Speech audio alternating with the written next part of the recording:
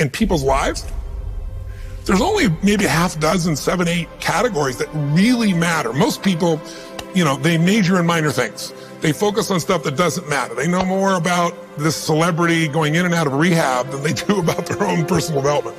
But I look at and say, if you look at your body, without that, everything else is out the door. You don't want to be richest man in the graveyard. That's not going to do it. If there is energy, if there's vitality, if there's strength, it's going to show up in your relationship. It's going to show up in your business, show up in your life.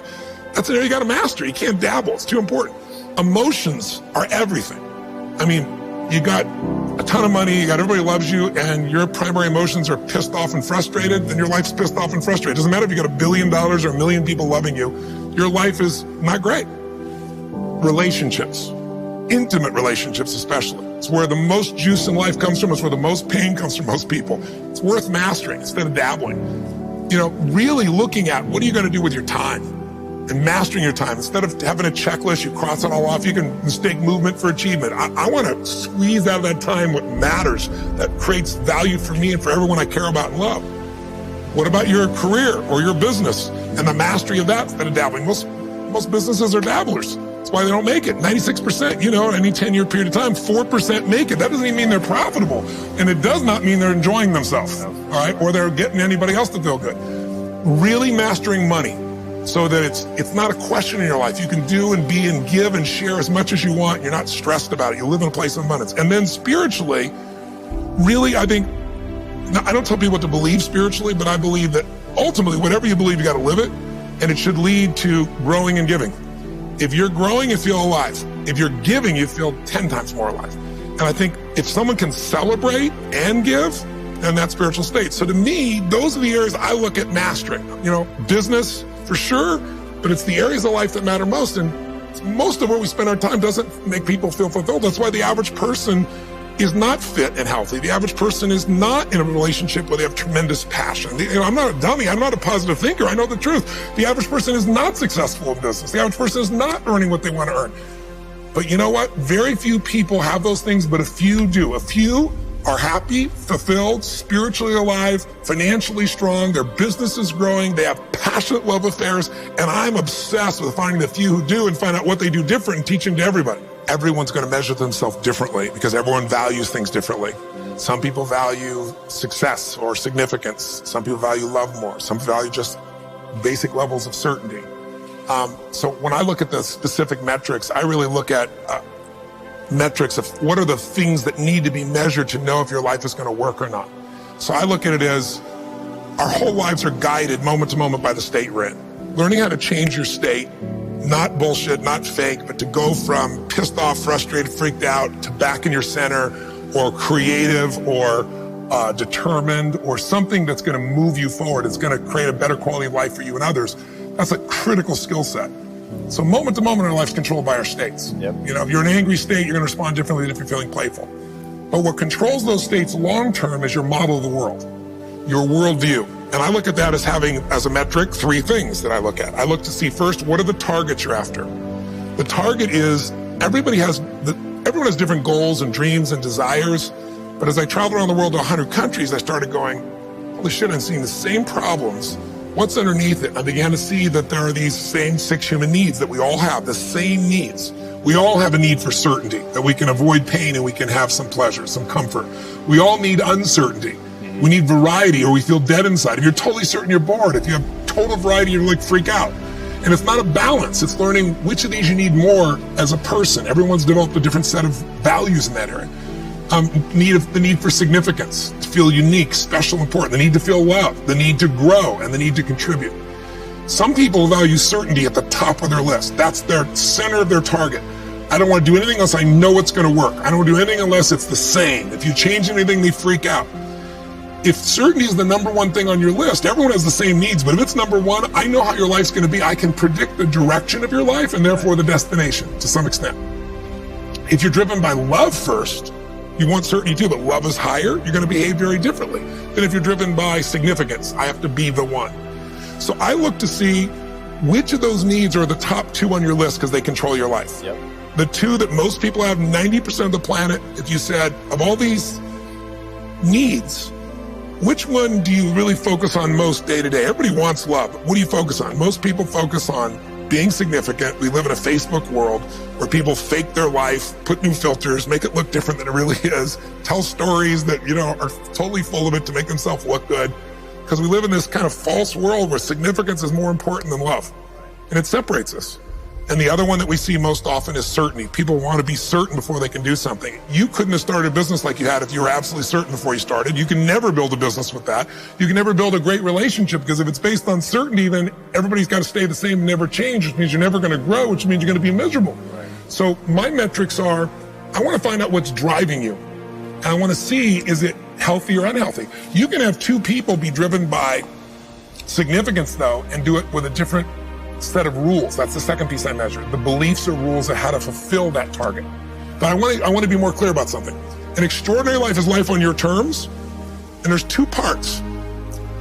Part one to have an extraordinary life is mastering the skill of the science of achievement. How do I take what I envision and make it real? And how do I do that quicker, faster, better, easier?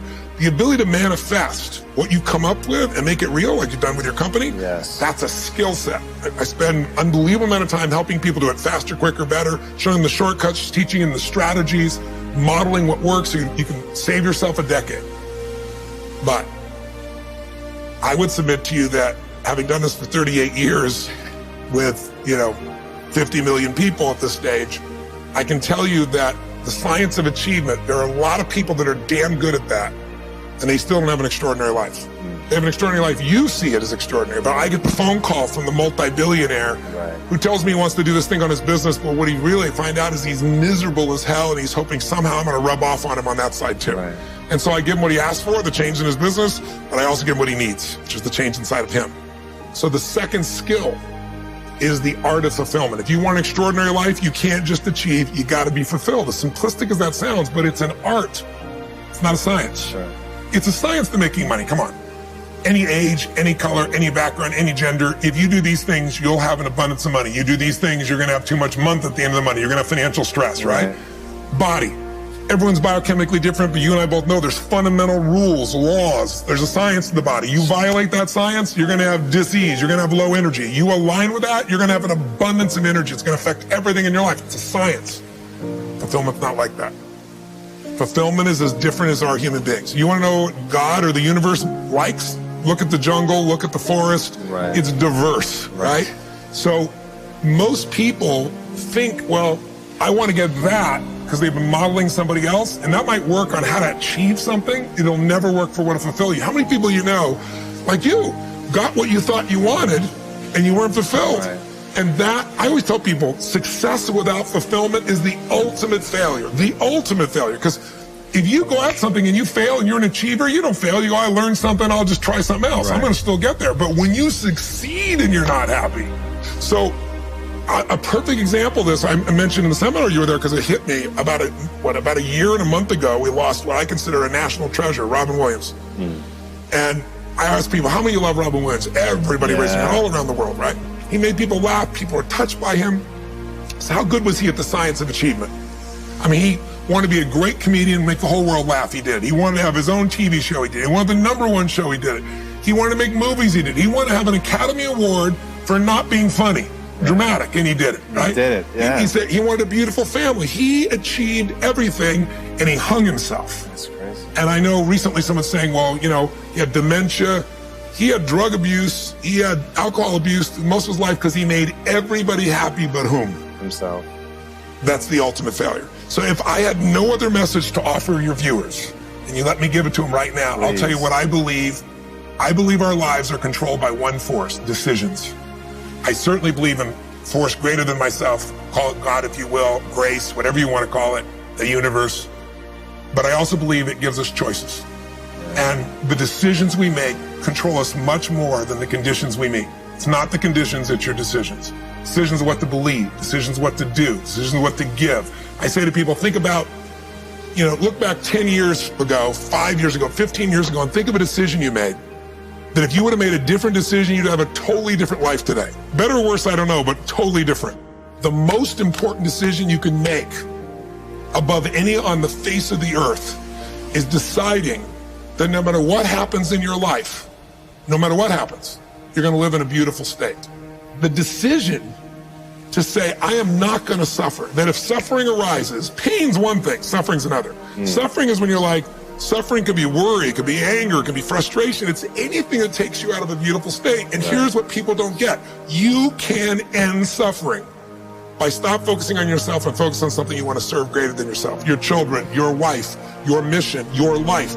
You can get out of it in an instant because the nature of the human mind is to constantly compare things. Your mind, your brain is a 2 million year old device, and it is not designed to make you happy. It's designed to make you, it's designed to make you survive. Right. And that's why it's always looking for what's wrong. But it used to be what's wrong, a saber-toothed tiger, so I can protect myself. Now people are worried about what people think about them, or do they have enough money when 2/3 of the planet lives on $2 a day, and you're making $38,000, you're rich. The poorest of the poor in our country are considered rich. That's not, I'm not saying they should stay that way.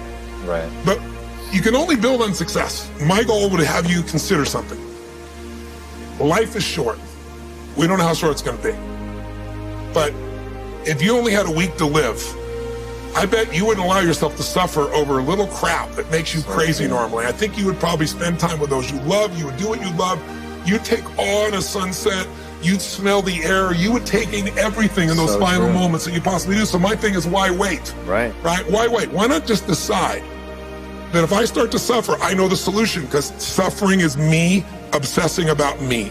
You might say, it's not me, I'm worried about my kids because they're not doing well. No, you're worried that you haven't done enough for your kids. It's about you still, right? Yes. You know, you're worried about what was done or what you should have done or what shouldn't have done. And you can end that in an instant by becoming aware of it and saying, I have made the most important decision of all. Right. I'm gonna live in a beautiful state. Because here's what's gonna happen. Anybody watching, you may lose a family member, you probably will. Somebody may get cancer. Your business the government might change the rules. They might change things radically that you can't even do anything about it. You might go bankrupt. You might get divorced. I'm not saying anybody will, but no one knows what's going to really happen in your life. Life's full of uncertainty, but here's what you can know. You can decide no matter what happens, you could have a great time. If somebody like Viktor Frankl can be locked up in Auschwitz and come out of that and experience finding joy in the middle of Auschwitz, then human beings have a capacity they've undersold themselves on. We think that the outside world determines how we feel. If people have to behave a certain way, if your husband or your wife or your kids or your coworkers or whoever, your boss, has to behave a certain way for you to be happy, and if they don't, you're unhappy, then you're always going to be unhappy, because the more people around you, the more they're going to change that, because they're all human, right? My invitation is, as great as it is to achieve, more important to enjoy. Right. And if you can enjoy every moment in that state, when you're feeling loving and playful and passionate and curious and awe, you treat other people 100 times better than when you're feeling frustrated, pissed off, overwhelmed, worried, stressed, or feeling sorry for yourself. Right. You're going to be a better parent, you're going to be a better lover, you're going to be a better business person, you're going to have a better life. So my soliloquy is, decide. Decide today. And actually say, what if I cut it off? What if I said, I'm not willing to settle and I'm just going to live in a beautiful state? Doesn't mean you won't feel bad. It doesn't mean you won't stay there. You instantly change. But what the hell is success? It's hitting an expectation. And I always tell people, man, trade your expectations for appreciation, and it's a whole new world instantly. If you can appreciate this moment, if you can't find ecstasy in this moment, in a conversation with a friend and looking in your wife's eyes, being with your children, going on a run, if you can't find ecstasy now, I'm here to tell you, more money, more people, more love, more business, more anything is not going to give you more ecstasy. If you can't do it here now, you're not going to do it there when you got more. So why not do it now and have a rich life right now? I tell people, money, that's one thing. Like having financial abundance, there's skills. That's a science. But wealth, it's a decision. It's like you can be wealthy right now. I live in Fiji a good portion of the time. There are these villagers there. They're the richest people I know. They're happy, they laugh, they love, they don't give a damn about the economics. Other people say they're poor. When I first went there, I was trying to do things for them. They're like, what are you talking about? I'm so happy. Wealthy people come over from the United States and they go travel around and try to figure out what to do, and they're going to spend 9 years to do this and this and this so they can finally sit down and be happy. And the Fijian guy goes, why don't you sit on the beach right now, dude, and experience it? Why spend the 9 years? Why not have it now? That's my invitation.